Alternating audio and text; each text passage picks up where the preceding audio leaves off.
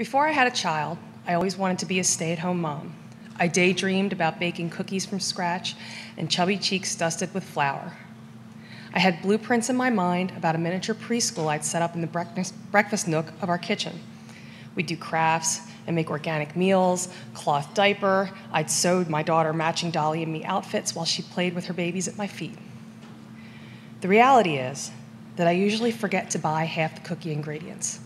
The only scratch involved in my recipe is me scratching my head and wondering if cottage cheese is a suitable replacement for the eggs that I left at the store. I also don't have a breakfast nook. In fact, I'm not entirely sure there's a kitchen table underneath the 4 loads of laundry and that stack of papers. Our crafts more often resemble a Tim Burton nightmare, the kind he doesn't want to bring to life on film. Organic food and cloth diapering? I love fiction, don't you? However, I do so if you count the time I zip-tied the plastic head back on her doll's fabric body. Sadly, my dreams of being the next June, Betty, or Donna were short-lived, and being a stay-at-home mom wasn't in the cards.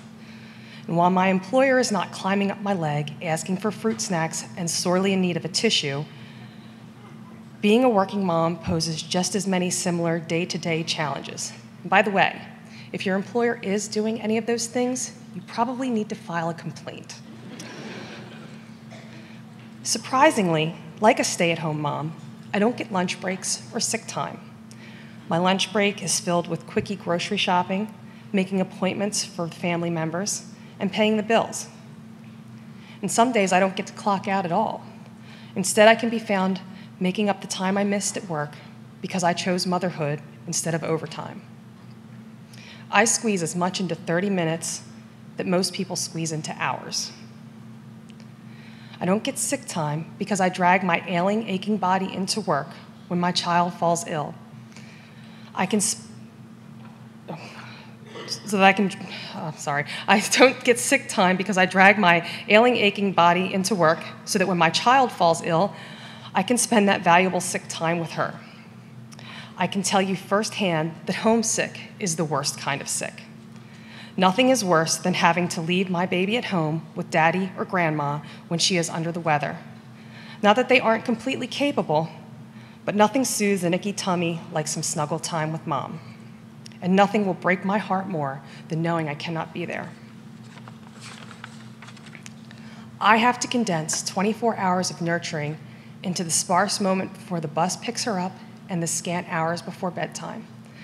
I must plot and plan to steal moments from my employer to ensure that my child does not want for my attention. And likewise, I must plot and plan to borrow from my family so that my employer and coworkers don't feel the same deficit. Working motherhood is not so much a balancing act as it is mastery of sleight of hand. Don't blink. You'll miss the trick where I warm up Chips Ahoy cookies in the toaster oven and let her believe they're homemade. And please, marvel at my craftsmanship that I demonstrated by hemming her picture day dress with a hot glue gun.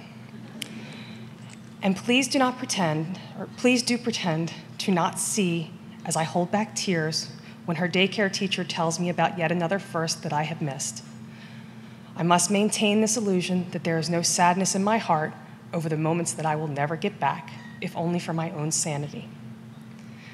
Balancing life as a working mom isn't about baking cookies, sewing dresses, teaching ABCs, or doing it all. It's about wisely using the time you have to teach the lessons that will carry them through life. Despite all that I am missing and any voids that may be in my heart, I know my child isn't lacking in love, attention, and personal growth. I've taught my daughter to be strong and face fear head-on in my absence. I've taught her to embrace life with gusto and appreciate rare opportunities. I may have missed her first steps, but it's the character that I instill in her now that will help her stand tall and walk proudly in this world. I know I have achieved balance every night when my daughter clings to my neck a bit longer and whispers in my ear, "You're my best friend, Mommy." It's the weight of her words that tip the scales in my favor.